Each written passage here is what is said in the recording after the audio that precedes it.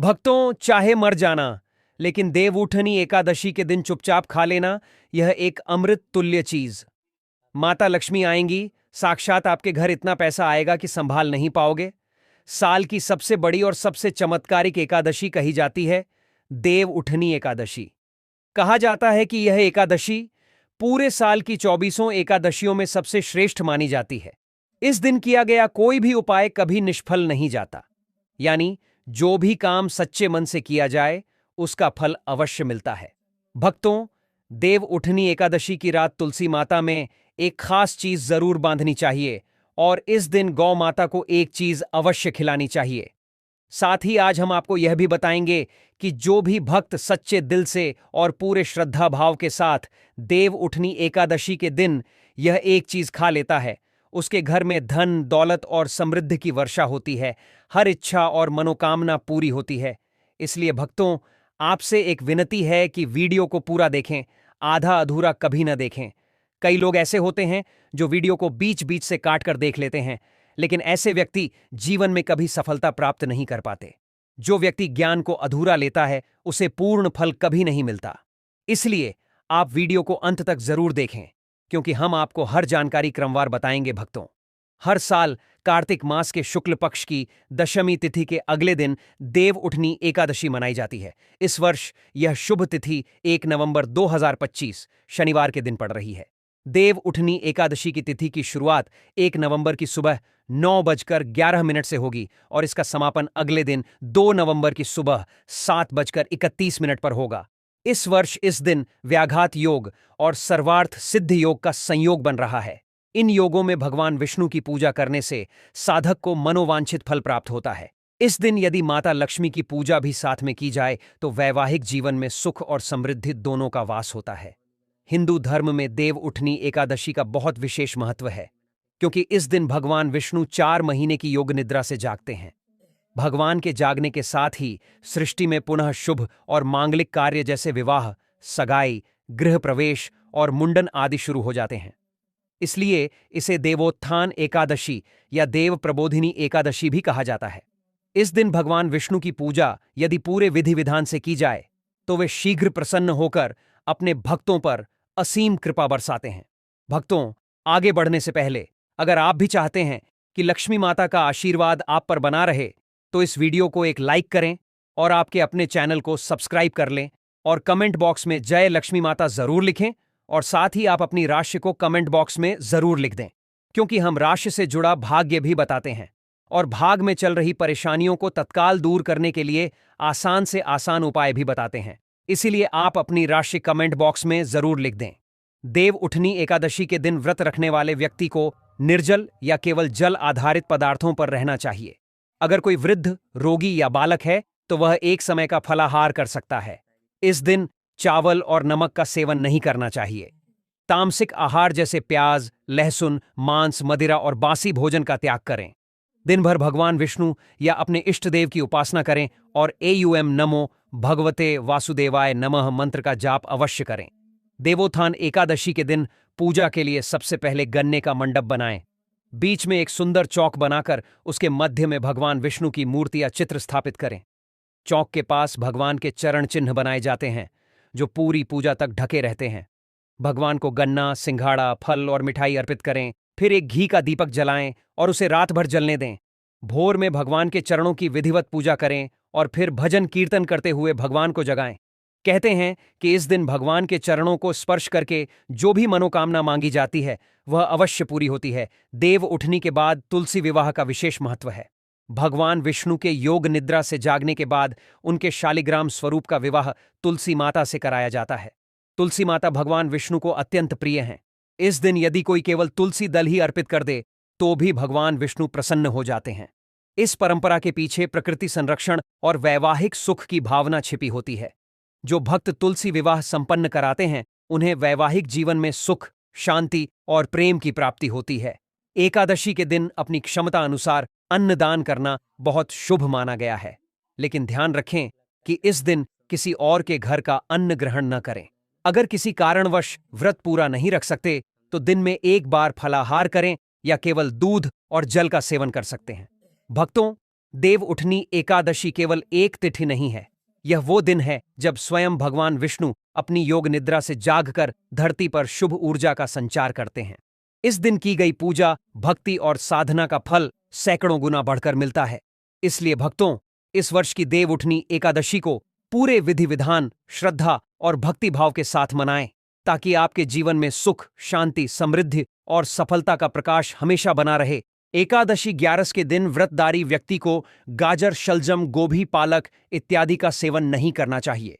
एकादशी पर श्री विष्णु की पूजा में मीठा पान चढ़ाया जाता है, लेकिन इस दिन पान खाना भी वर्जित है। फलों में केला, आम, अंगूर, बादाम, पिस्ता इत्यादि अमृत फलों का सेवन करें। सूखे मेवे जैसे बादाम, पिस्ता आदि का सेवन किया जा सकता है। एकादशी तिथि पर जौ, बैंगन और सेम फली नहीं खानी चाहिए। इस व्रत में सात्विक भोजन करें। मांस, मदिरा या अन्य कोई भी नशीले पदार्थ का सेवन नहीं करें। प्रत्येक वस्तु प्रभु को भोग लगाकर तथा तुलसी दल छोड़कर ग्रहण करना चाहिए। देव उठनी एकादशी के दिन क्या ना करें? देव उठनी एकादशी के दिन भगवान विष्णु निद्रा से जागते हैं और इसी के साथ सारे शुभ कार्य शुरू होते हैं। ऐसा कहा जाता है कि देव उठनी एकादशी पर दोपहर में नहीं सोना चाहिए। धार्मिक ग्रंथों में कहा गया है कि इस दिन भगवान विष्णु की भक्ति में लीन रहना चाहिए। देव उठनी एकादशी के दिन किसी भी व्यक्ति को भूल से भी चावल नहीं खाना चाहिए। चावल से बनी चीजों से भी इस दिन दूर ही रहना चाहिए। पंडितों का कहना है कि चावल खाने से मन और शरीर स्थिर नहीं रहता है। देव उठनी एकादशी के दिन लहसुन और प्याज के सेवन से भी बचना चाहिए, क्योंकि यह दोनों तामसिक भोजन में आते हैं। यदि आपने व्रत नहीं भी रखा है तो कोशिश करें कि सात्विक भोजन ही करें। देव उठनी एकादशी के दिन व्रतधारी को किसी के प्रति द्वेष की भावना नहीं रखनी चाहिए। हो सके तो इस दिन घर या घर के बाहर किसी से लड़ाई झगड़ा ना करें। मान्यता है कि ऐसा करने से भगवान विष्णु और माता लक्ष्मी नाराज हो जाते हैं। इस दिन अगर आप बूढ़े बुजुर्गों की सहायता करते हैं तो ऐसा करने से भगवान विष्णु और माता लक्ष्मी प्रसन्न होती हैं। इसलिए बुजुर्गों का अपमान न करें और उन्हें दुत्कार नहीं। देव उठनी एकादशी के दिन भूल से भी माता तुलसी के पौधे को नहीं छूना चाहिए, क्योंकि इस दिन माता तुलसी और शालिग्राम का विवाह होता है। ना ही तुलसी तोड़नी चाहिए। ऐसी भी मान्यता है कि एकादशी के दिन तुलसी पर जल नहीं चढ़ाना चाहिए, क्योंकि तुलसी उपवास रखती हैं और इससे उनका उपवास टूट जाएगा। देव उठनी एकादशी के दिन क्या करें? देव उठनी एकादशी वाले दिन सुबह उठकर स्नान करें। उसके बाद सूर्यदेव को अर्घ्य देकर एकादशी व्रत का संकल्प करें। जीवन में सुख समृद्धि बनी रहे, यह सभी चाहते हैं। तो आप इस दिन भगवान विष्णु को दूध में केसर डालकर उनका अभिषेक करें। अंत में श्री हरि की आरती करें। इस उपाय को करने से श्री हरि प्रसन्न होते हैं। आपको जीवन में सफलता मिले, इसके लिए आप इस दिन भगवान विष्णु की विधि विधान से पूजा करें, दान पुण्य करें। सौभाग्य प्राप्ति के लिए स्त्रियां इस दिन व्रत रखती हैं। हो सके तो व्रत वाले दिन आप विष्णु सहस्त्र का पाठ करें। देव उठनी एकादशी पर भगवान विष्णु को सफेद रंग का भोग लगाएं। इस दिन खीर या सफेद रंग की कोई भी मिठाई का भोग लगाने से श्री हरि विष्णु प्रसन्न होते हैं। देव उठनी एकादशी वाले दिन आप निर्जला व्रत रखें, लेकिन अगर आप गृहस्थ जीवन में है तो फलाहारी उपवास रख सकती है। इस दिन ब्राह्मणों को दान दक्षिणा देकर उनसे आशीर्वाद प्राप्त करें। देव उठनी एकादशी पर तुलसी पर चढ़ाएं। इस रंग के वस्त्र हिंदू धर्म में सभी देवी देवता को पूजा करने के साथ भोग और वस्त्र आदि चढ़ाने की परंपरा है। ठीक उसी तरह तुलसी को भी मां लक्ष्मी का स्वरूप माना जाता है, इसलिए उन्हें भी वस्त्र अर्पित किए जाते हैं। चढ़ाएं लाल रंग के वस्त्र। तुलसी के पौधे में लाल रंग की चुनरी चढ़ाना लाभकारी माना जाता है। ज्योतिष शास्त्र के लिहाज से लाल रंग मंगल का प्रतिनिधित्व करता है। शास्त्रों के अनुसार देव उठनी एकादशी के दिन तुलसी माता को लाल रंग के वस्त्र चढ़ाना चाहिए। ऐसे में अगर किसी के कर्मों के कारण मुंह से अपशब्द भी निकल रहे होते हैं तो उन्हें भी यह लाल वस्त्र रोक लेते हैं। इसके साथ ही धन संपदा, सुख समृद्धि की प्राप्ति होती है। चढ़ाएं लाल रंग के वस्त्र। तुलसी के पौधे में लाल रंग की चुनरी चढ़ाना लाभकारी माना जाता है। ज्योतिष शास्त्र के लिहाज से लाल रंग मंगल का प्रतिनिधित्व करता है। शास्त्रों के अनुसार देव उठनी एकादशी के दिन तुलसी माता को लाल रंग के वस्त्र चढ़ाना चाहिए। ऐसे में अगर किसी के कर्मों के कारण मुंह से अपशब्द भी निकल रहे होते हैं तो उन्हें भी यह लाल वस्त्र रोक लेते हैं। इसके साथ ही धन संपद, सुख समृद्धि की प्राप्ति होती है। पीले रंग के वस्त्र पहने एकादशी के दिन। भगवान विष्णु का आशीर्वाद पाने के लिए नहाने के पानी में एक छुटकी हल्दी डालकर स्नान करें और उसके बाद पीले रंग के वस्त्र पहने। ऐसा करने से भगवान विष्णु की कृपा बनी रहती है। करियर में होगा सुधार। अगर आपके भी करियर में बाधा आ रही है तो देव उठनी एकादशी के दिन भगवान विष्णु को केसर वाले दूध से अभिषेक करें। ऐसा करने से सारी परेशानियां दूर हो जाती हैं। विवाह के योग्य। अगर किसी व्यक्ति को विवाह से जुड़ी परेशानियों का सामना करना पड़ रहा है तो वह देव उठनी एकादशी के दिन विष्णु की पूजा के दौरान केसर, हल्दी या पीले चंदन का तिलक करें। उसके बाद भगवान विष्णु को पीले रंग के फूल अर्पित करें। ऐसा करने से विवाह के योग शीघ्र बनते हैं। मिलेगी कर्ज से मुक्ति। कर्ज से मुक्ति पाने के लिए देव उठनी एकादशी के दिन पीपल के पेड़ पर जल चढ़ाना चाहिए। इसके बाद शाम को पेड़ के नीचे दीपक जलाएं। मान्यता है कि इन उपायों को करने से व्यक्ति को जल्द ही कर्ज से मुक्ति मिल सकती है। धन की कमी नहीं होगी। कार्तिक माह में तुलसी की पूजा करने का खास महत्व है। देव उठनी एकादशी के दिन तुलसी के पौधे में गन्ने का रस मिलाकर चढ़ाएं। इसके बाद देसी घी का दीपक जलाकर तुलसी माता की आरती करें।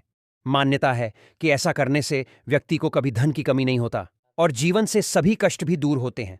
भक्तों, अभी तक आपने जयमान लक्ष्मी जय भगवान विष्णु ना लिखा हो तो जरूर ही लिख दीजिए। चलिए, भगवान विष्णु के लिए आप ऐसी गलती भूलकर भी ना करें। यह गलती आपके भगवान विष्णु को क्रोधित कर सकती है। चलिए आगे जान लेते हैं कौन सी गलतियां भगवान विष्णु को क्रोधित कर सकती हैं। इसलिए आप ऐसी गलती भूल कर भी ना करें। भूल से भी ना करें। यह गलती एक दोपहर में नहीं सोए। 4 माह के लंबे समय के बाद भगवान विष्णु योग निद्रा से बाहर आते हैं। ऐसे में हमें दोपहर में नहीं सोना चाहिए और प्रभु का कीर्तन भजन करना चाहिए। इससे माता लक्ष्मी प्रसन्ना होती हैं और धन लाभ होता है। और सोना अशुभ और भगवान का अनादर माना जाता है। चावल का सेवन नहीं करें।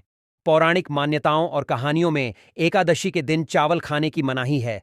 ऐसी मान्यता है कि इस दिन चावल खाने वाला व्यक्ति रेंगने वाला जीव बनता है। इसलिए चावल, मांस, मदिरा इत्यादि का सेवन एकादशी के दिन नहीं करें। साथ ही लहसुन, प्याज से भी परहेज करना चाहिए। किसी को भला बुरा नहीं बोले। देव उठनी एकादशी को व्रत के दौरान किसी भी व्यक्ति को भला बुरा नहीं बोले और ना ही किसी के लिए मन में बैर पाले। इस दिन अपने मन में सिर्फ और सिर्फ भगवान के प्रति आस्था और भक्ति का भाव रखना चाहिए। तब जाकर आपकी पूजा सार्थक होगी। भूलकर तुलसी का पत्ता नहीं तोड़े। तुलसी भगवान विष्णु को अत्यंत प्रिय है। ऐसे में भूलकर भी इस दिन तुलसी की पत्ती नहीं तोड़े। इससे भगवान विष्णु रुष्ट हो जाएंगे। दे उठनी एकादशी पर करें इन चीजों का दान। दे उठनी एकादशी पर पीले वस्त्र, मुरली, धान, गेहूं, मक्का, बाजरा, उड़द वस्त्र, सिंघाड़ा, शकरकंदी, गन्ना, मौसमी फल, केसर, केला, हल्दी, मोर पंख और शंख आदि का दान करना शुभ माना जाता है।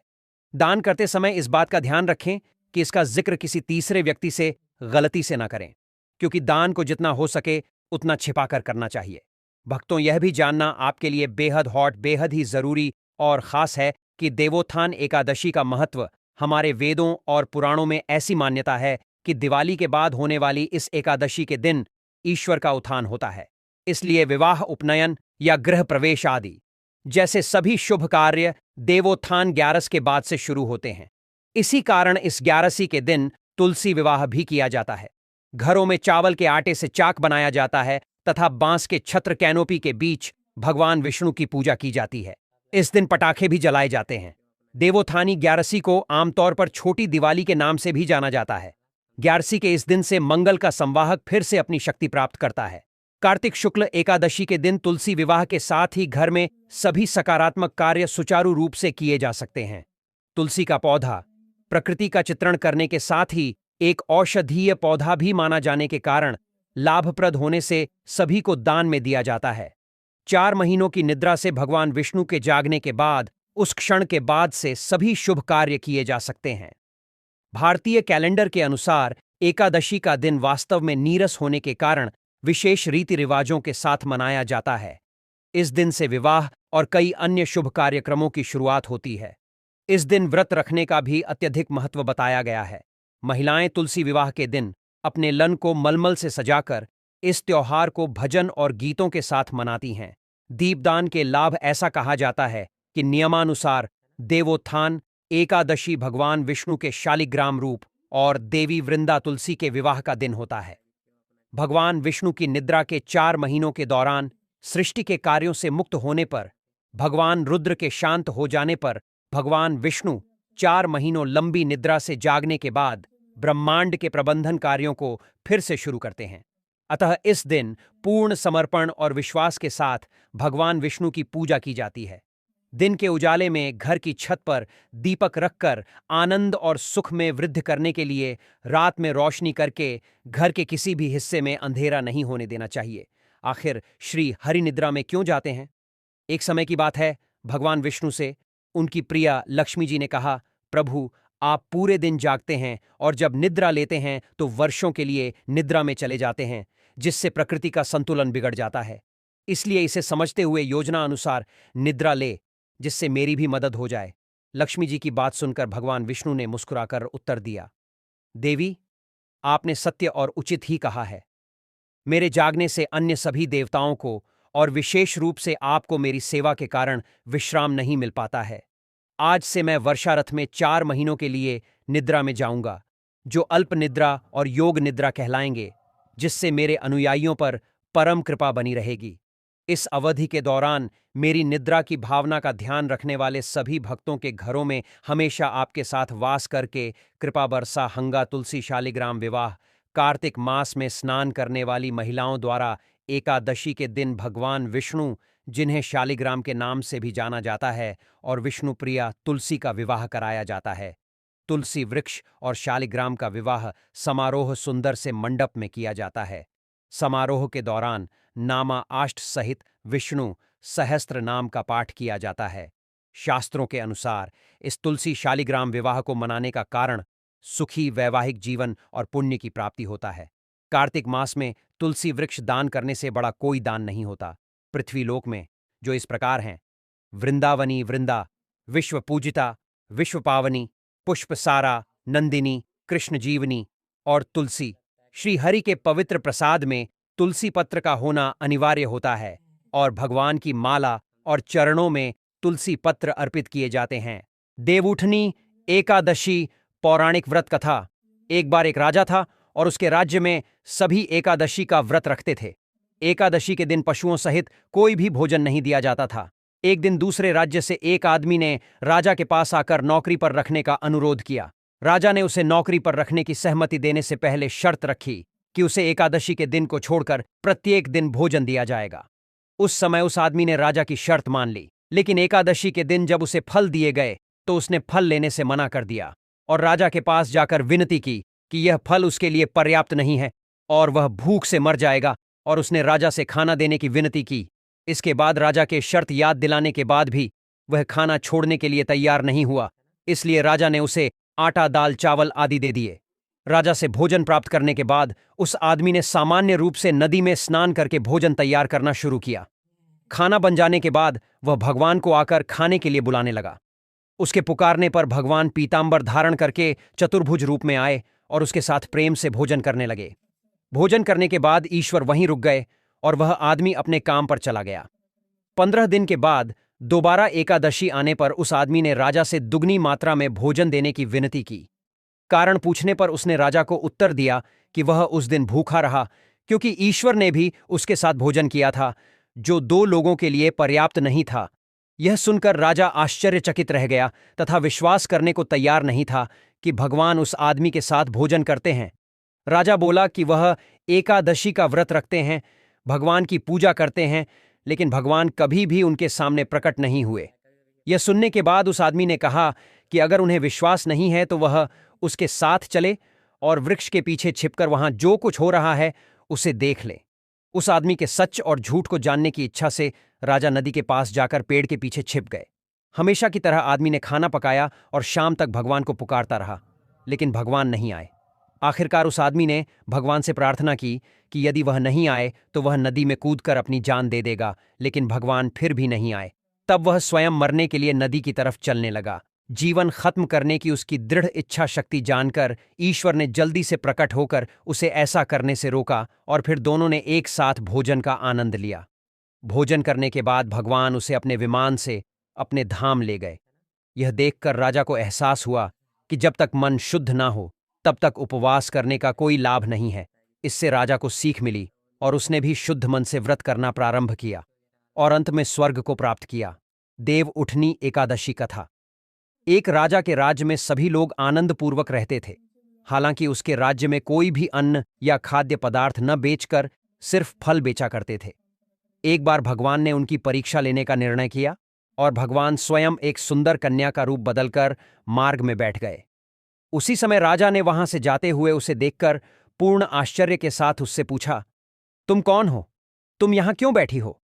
तब उस सुंदर महिला ने कहा कि मैं बेसहारा हूं और इस शहर में मेरी कोई पहचान न होने के कारण मैं किसी से मदद नहीं मांग सकती हूं। राजा उसके रूप पर आकर्षित होकर बोला, तुम मेरे महल में मेरी रानी बनकर क्यों नहीं रहती?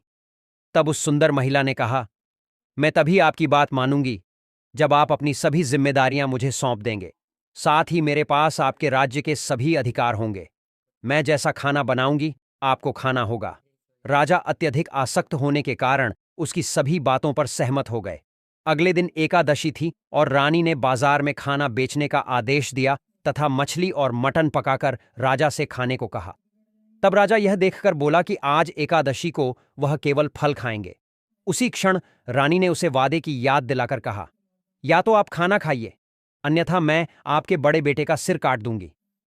इस विषय पर राजा ने इस समस्या को अन्य रानी के साथ साझा करने का निर्णय करके स्थिति को स्पष्ट किया। तब महारानी बोली, प्रिय राजन, आपको उदास नहीं होना चाहिए और आपको अपने सदाचार और नैतिकता को नहीं छोड़ना चाहिए। इसलिए उन्होंने अपने बेटे का बलिदान देने की सलाह दी। उस समय बेटे ने मुड़कर अपनी मां की आंखों में अश्रु का कारण पूछा। इस सब का कारण जानने के बाद उसने अपना सिर बलिदान करने के लिए सहमत होकर कहा कि आपको नैतिकता और सदाचार का सम्मान और रक्षा करनी चाहिए। तब राजा के इस पर सहमत होने पर भगवान विष्णु ने प्रकट होकर कहा, मैं तुम्हारे मूल्यों से प्रभावित हूं, तुम मुझसे कोई भी आशीर्वाद मांग सकते हो। तब राजा बोले कि आपकी दया से हमारे पास सब कुछ है, हम सब आपके मार्गदर्शन की अभिलाषा रखते हैं। यह कहकर राजा ने अपने पुत्र को सौंप दिया और तब उसका पुत्र दिव्य लोक की ओर चला गया।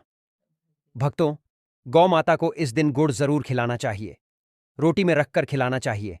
कहा जाता है कि यह करने से हमारे सभी पाप, दुख, दर्द सभी नस नष्ट हो जाते हैं और हमें सुखों की प्राप्ति होती है, धन दौलत की प्राप्ति होती है।